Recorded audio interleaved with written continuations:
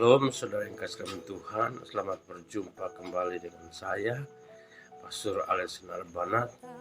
Saya akan menyampaikan pesan singkat tentang kelahiran Tuhan Yesus atau Natal.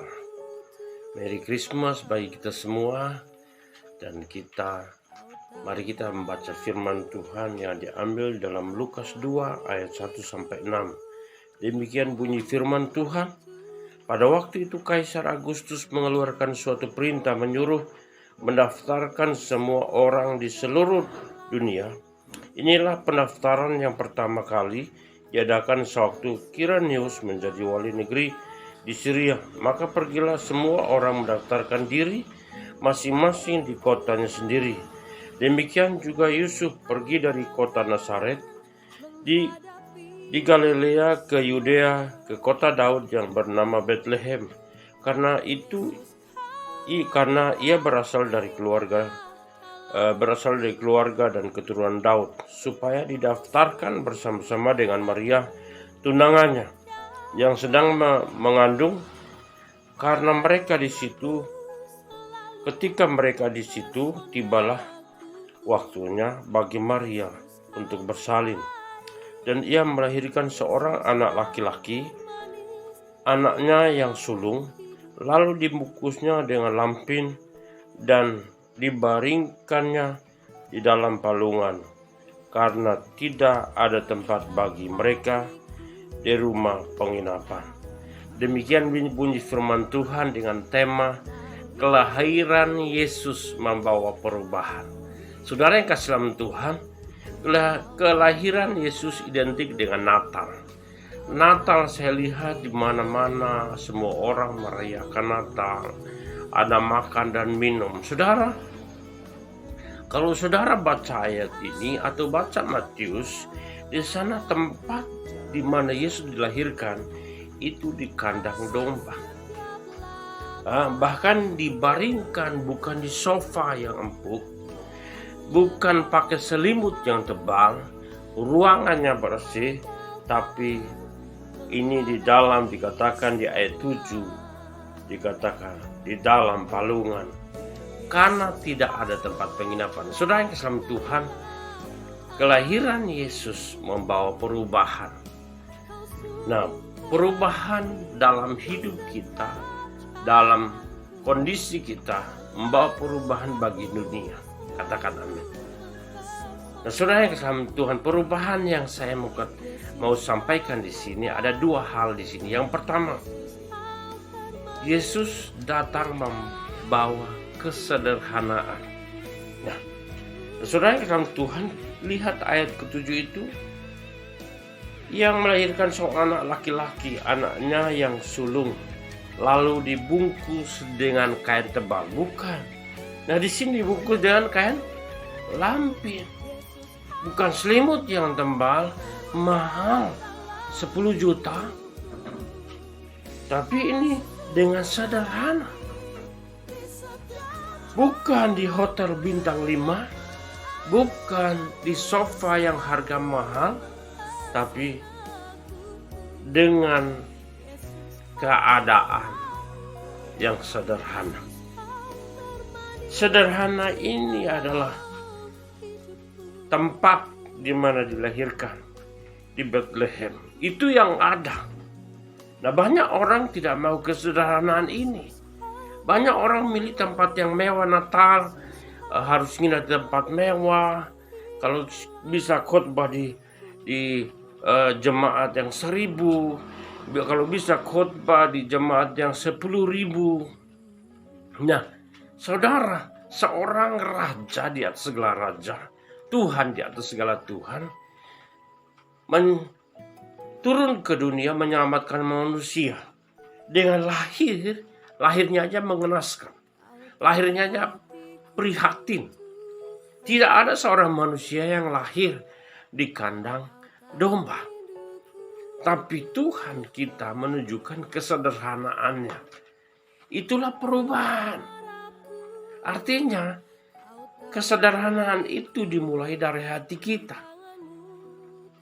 Hati kita dan pikiran kita. Sederhana, gak usah tinggi-tinggi mikirnya. sederhana, tapi membawa perubahan. Yesus lahir membawa perubahan. Perubahannya sederhana, tapi banyak orang yang berkunjung ke tempat kandang Bethlehem itu. Saudara yang salam Tuhan, ini mengingatkan saya dan saudara untuk kita mengintrospeksi diri, supaya kita hidup dengan sederhana. Ya kan? Sederhana itu gimana? Sederhana apa adanya, tidak dibuat-buat, tidak memaksakan diri. Apa adanya. Memang gak ada, ya udah. Ya kan? Kandang domba pun jadi. Nah, saudara yang kesal Tuhan Yesus, kelahiran Tuhan Yesus mengajak kita untuk hidup sederhana, tapi membawa perubahan. Perubahan dalam hidup kita sederhana, tapi kita bisa mengubah orang. Katakan amin. Dan saudara yang kesal Tuhan, yang pertama, yang kedua, kelahiran Yesus tidak ingin diakui. Katakan amin. Kesederhanaan ini membuat kita untuk tidak diakui. Yang kedua, pertama, hidup sederhana, memiliki hati sederhana, pikiran sederhana. Yang kedua, tidak ingin diakui. Yesus tidak ingin diakui sebagai Tuhan, sebagai Raja di atas segala raja. Tapi dia menunjukkan diri bahwa dia ada seorang hamba. Dia datang sebagai manusia 100%. Tujuannya menyelamatkan manusia. Tidak ingin diakui. Kenapa? Sehingga Yusuf dan Maria sepakat lahirnya di kandang domba. Tidurannya, tempat tidurnya di tempat minum air domba, namanya palungan. Nah, kainnya seadanya.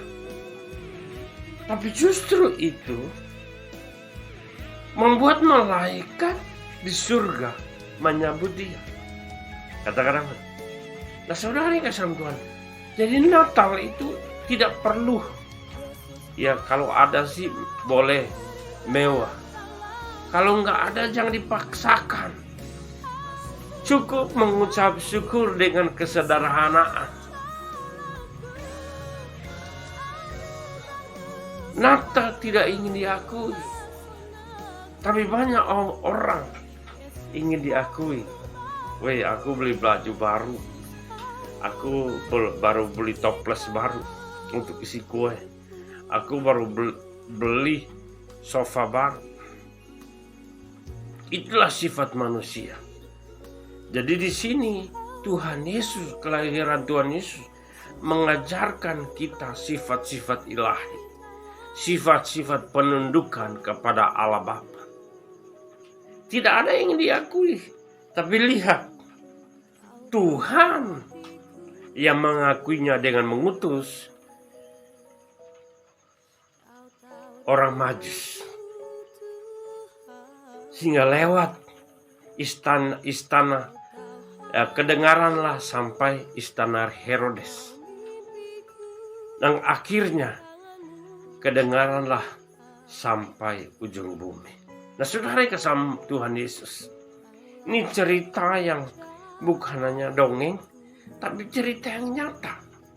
Dan ini masuk sejarah dunia, bahwa kekristenan merayakan Natal karena kelahiran Yesus.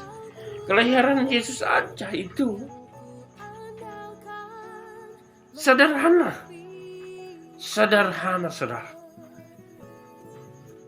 Tidak mewah banget. Bukan gedung hotel bintang 5. Ya kan? Kalau saudara diberkati, ya lakukanlah.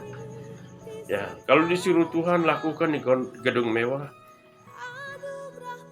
no problem, tidak ada masalah bagi Tuhan. Tapi yang dimaksud sini kondisi hati kita. kondisi pikiran kita harus sederhana mungkin, supaya Yesus lahir di hati kita ini,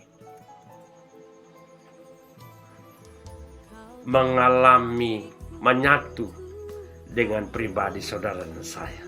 Katakan amin. Inilah pesan Natal yang bisa saya sampaikan kepada saudara. Mari kita hidup membawa perubahan, karena Yesus lahir membawa perubahan. Perubahan yang pertama adalah dia lahir dengan kondisi yang sederhana. Kedua, dia lahir tidak ingin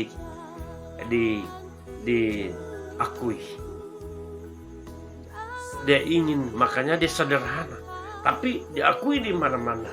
Sejarah membuktikan, sejarah dunia, bukan sejarah Indonesia, sejarah dunia mengakuinya bahwa Yesus adalah Tuhan. Dialah Raja, dialah Tuhan. Dia datang dengan kesederhanaannya untuk menolong saudara saya. Katakan amin. Tuhan Yesus memberkati.